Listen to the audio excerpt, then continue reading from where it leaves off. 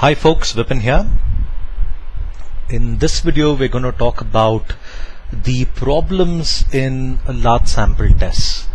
Now for this entire video I'm just going to do about 3 problems, and I hope you're able to understand the concepts and what formula you're supposed to use, and when is it that you reject a hypothesis and when is it that you accept a hypothesis.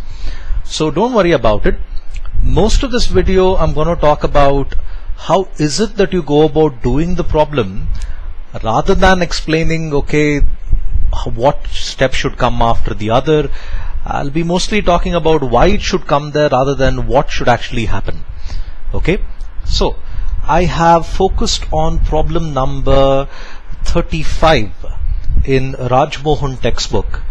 I'm not sure if this is the same in every edition of the Raj Mohan textbook, but nonetheless I have given these problems in the description and on my website as well. So let me do problem number 35. I'll quickly read out what it actually says.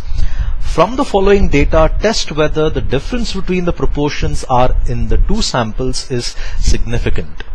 So you have sample 1 where the size is 300 and the proportion is 0.45, sample 2 which is 800 and the proportion is 0.45.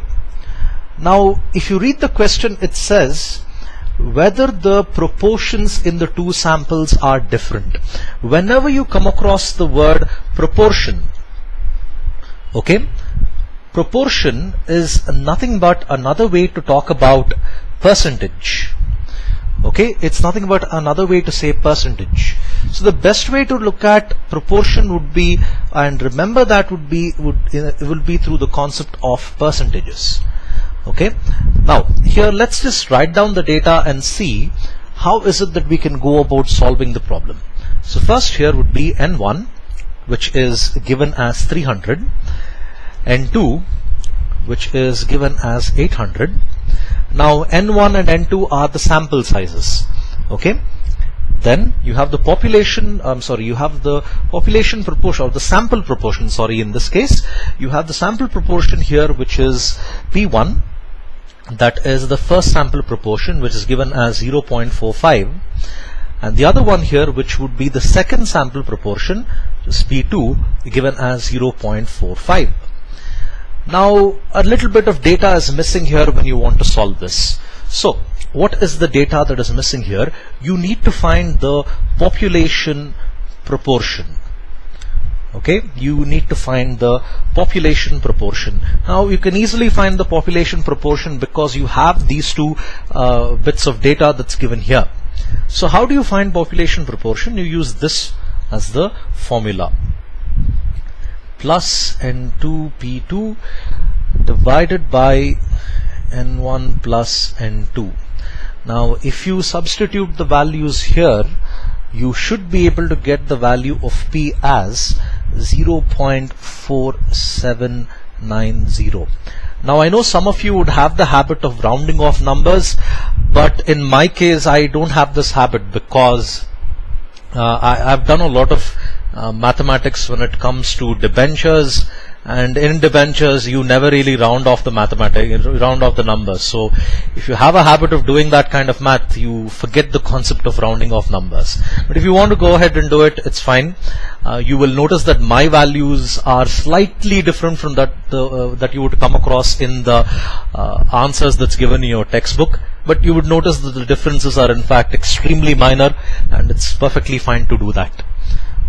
Now you have the value of P. Now because you have the value of P, you can find the value of Q as well, which is nothing but 1 minus 0.4790, and this should give you the value, which is 0.5209. 5209, this should be the value that you should get. Now we have all the data that we need.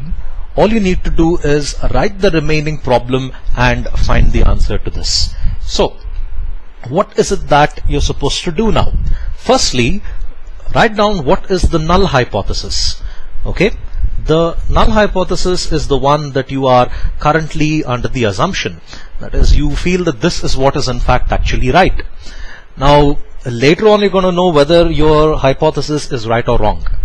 So the hypothesis here would be H naught where the proportions are the same. That is, in this case the proportions happen to be same. Okay. The other hypothesis is, the alternative hypothesis here is the proportions are different. So H1 would be P1 does not equal to P2. That is, the proportions here are different. Okay. Now you should in fact try to find the answer to see whether or not is this something that you can accept, that is the null hypothesis something that you will accept, or is the alternative hypothesis something that you will accept. So let's see how this will turn out. Now since you have here does not equal to, it's obvious to assume that this happens to be a two-tailed test. Okay, this happened to be a two-tailed test. Now I'll tell you what a two-tailed test is in some time, and why is it that you're supposed to reject it in some cases and accept it in other. So let's look at the formula that you're supposed to use when it comes to finding this answer. Okay, I hope you got this down. Let me quickly erase this and write down the formula. It could be Z. You can write Z obs if you want, the observation, but I don't have a habit of that. So P1 minus P2, okay, divided by the square root of PQ multiplied by N1 plus N2. Now remember here, whatever values that you want for all the where all the data that you find here is in fact available. Okay, I'll just write down the values here and you can do the calculations pretty quickly. P1 is already there, which is 0.45, subtracted by P2. Okay, now P is already something that we found out. P happens to be 0.4790, multiplied it by 0.5209, sorry, 0.5209, okay, and then multiply this by the sample sizes, 300 plus by 800. Okay, yeah, it's going to run off all the way there. Now if you happen to find out the values for all this, because remember I've not rounded off the numbers here, in my values I'm able to get the answer as minus 1.2, and the textbook actually says this is the textbook value, that is minus 1.8. Now in this case, when you have a value here that says minus 1.8, you happen to accept it, or even minus 1.2, you say that you're going to accept your hypothesis, that is H naught is going to be accepted. Why do I say this, that this happens to be accepted? Now if you look at statistical significance in a broader sense, when you consider the values that you mentioned here, that is when you do these different tests, I know I never mentioned the test before here, that is the values of K alpha by 2 and K alpha by 2, so plus and minus. I never bothered to mention them here because this is what you actually understand when you look at these values. 1.96. So what are these exactly? When you plot a graph, okay, I hope this comes out well. When you plot a graph, let's take 0 here, minus 1.96 here, and plus 1.96 here. Okay, let me delete everything else here so that you can focus more on what's actually going on. Or yeah, let me draw it in a larger plane here. Okay, let's keep 0 here, minus 1.96 and plus 1.96. Now what you actually do here is you draw something which is called as a normalization curve. Okay, normalization curve. I'm sure you remember the concept of normalization from normal distribution. Large sample tests are in fact are derivatives of normal distribution. I'll show you why. Now when you draw a normalization curve, a standard normalization curve looks something like this. Okay, your normalization curve looks something like this. Now when you have a curve like this and you have the value which you got right now in z-obs where it says minus 1.2. Minus 1.2 happens to fall, let's assume somewhere here, minus 1.2. Okay, we'll look at this. According to this graph, according to the concept of statistical significance, when you draw a normalization curve and these happen to be the range of the values, anything that falls within this is something which is acceptable. Let's assume I ended up getting the value as 1.3. Okay, the z-obs value was 1.3 plus 1.3. 1.3 I would assume would come somewhere here. Now even if it comes here, it is still within the boundary. It is still within the normalization curve. In that case, I happen to go about accepting the hypothesis. Okay, my values in fact fall within my assumption, so therefore I go about accepting this. This is in fact the real significance of the values of level of significance you come across. In the problem they haven't mentioned whether it's a 1% level of significance or 5% level of significance. If they've not mentioned anything at all, I always by default take 5%, and even you should take 5% level of significance if it's not mentioned. Okay, so this is the reason why I happen to accept the hypothesis. I've taken it as the right value because it happens to fall within the graph. If let's say I ended up getting a value as minus 2.2, okay, minus 2.2. 2.2 here would come somewhere here, okay, and this is away from the graph.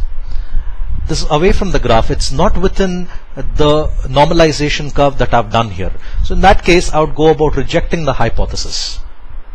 Okay, I hope I've given you a bit of information and insight as to when you actually go about accepting the hypothesis and rejecting the hypothesis.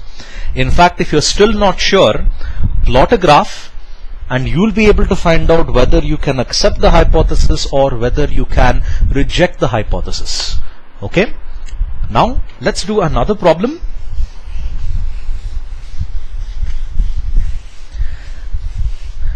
Now let's look at another problem here.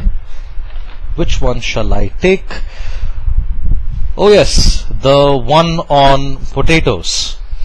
Okay, there is a problem here when it comes to potatoes. And which problem is that? Yes, problem number 28 in the textbook. So just go through problem number 28, and according to this it says, among 80 potatoes which are randomly pulled out from the field, 11 are infested.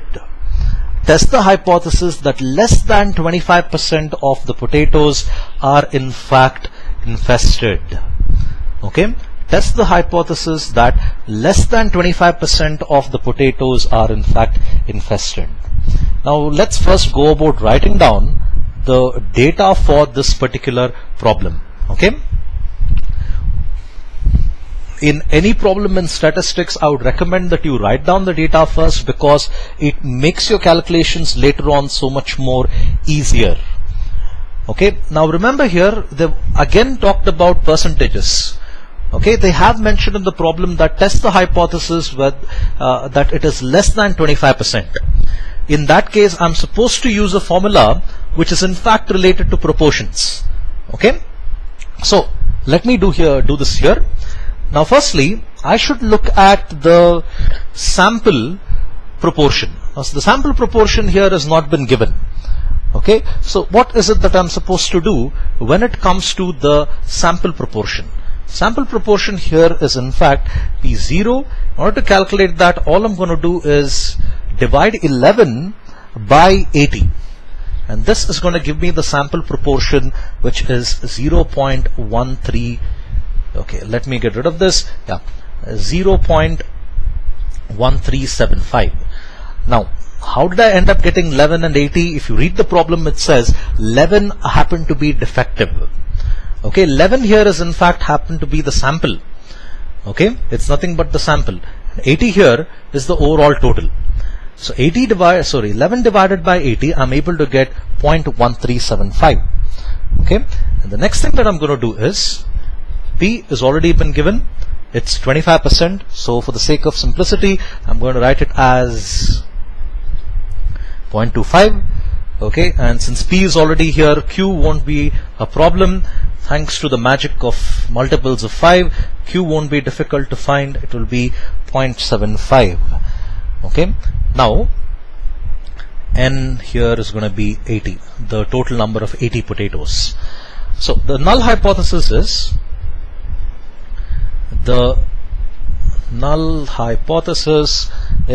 H0, wherein the total number of defects or infested potatoes happens to be equal to the proportion of 0.25, or it's 25%. Okay, it is equal to this. The alternative hypothesis is, remember the question, it says test the hypothesis that less than 25% or less than 25% of the potatoes are infested. So less than automatically qualifies as a lower tailed t-test. So it's not as P is lesser than 0.25. Okay, so after we input the formula, we're going to find out whether we can accept this or we can go about rejecting this. Okay, now the formula for this is in fact P minus P0 divided by square root of PQ divided by N. If you remember, in the previous formula I ended up using N1 and N2, and there were two proportions here. Now the reason there were two proportions here in the previous formula was because there were two samples. Here there just happens to be one sample. One sample means I'm going to use this formula. Two sample means I'm going to use the previous one, wherein it's P1 minus P2 divided by the square root of PQ multiplied by the sample sizes. Okay, PQ multiplied by N1 divided by N1 plus 1 divided by N2, the square root of the whole thing. Okay, so here remember it's just 1. So this is the formula that I'm going to use when it's just 1. Now because it's a lower tailed test, the value of K, we'll write down K here, it's going to be minus. So here the value here is going to be minus 1.96. Okay, I'll plot this in a graph and I'll tell you why in fact this, how you actually come here, whether or not you're going to accept the hypothesis or whether you're going to reject the hypothesis. Okay, if you substitute the values here, P happens to be 0.375 minus 0.25, 0.25 multiplied by 0.75, divided the whole thing by 80. Remember, 80 happens to be the total number of potatoes, and once you do this, your value Z obs, if you can see this, would be minus 2.32. Okay, now this is something which I would go about rejecting. Why would I go about rejecting this? Okay, I hope you've understood the rest of the problem and how I've arrived at this. Now to the main part, whether or not you're going to accept the hypothesis or whether you're going to go about rejecting the hypothesis. Now I've said here that minus 2.32 is something that I'll reject. So let me tell you why I would actually be rejecting this. Okay, I've not raised the value of the level of significance here, and I'll tell you why. Okay, now if I were to take the same normalization curve that I put in previously, okay, 0 minus 1.96 and plus 1.96, when we calculate the value of Z happens to be minus 2.32. Okay, now if you look at the normalization curve, wherein the level of significance happens to be 5%, 5% of the values here is 1.96 or plus 1.96. I know it's a lower tail test, but this is how I can explain it to you best. Minus 2.32 cannot fall anywhere here. Okay, in fact, in a lower tail test, I would be looking at only the values which happen to be on this side. Okay, only on the values that happen to be on this side. Now, when the values, if I consider were to be here, the values that I can consider is anywhere between 0 to minus 1.96. If I were to draw the graph even further, let's say I go about extending this further here, minus 2.32 would in fact come here. Okay, but unfortunately my values are in fact limited here. It stops here. Because my values stop here and my conclusion comes somewhere here, I go about plainly rejecting this. This is why you go about rejecting your hypothesis. So in conclusion I can say that the hypothesis here which I assumed, that the number of defects is in fact 0.25%, is in fact incorrect. Sorry, 0.25 in proportion and 25%, that happens to be in fact something that I'll be rejecting. Okay, I hope these two problems gave you a better insight into large sample tests. If you want me to work out more problems, do let me know. I mean, just mention the problem number or the first few words of the problem in the textbook, and I'll be able to work on it and I'll be able to give you additional details on this. For now, I hope this video made sense. Thank you for your time and have a nice day. Bye.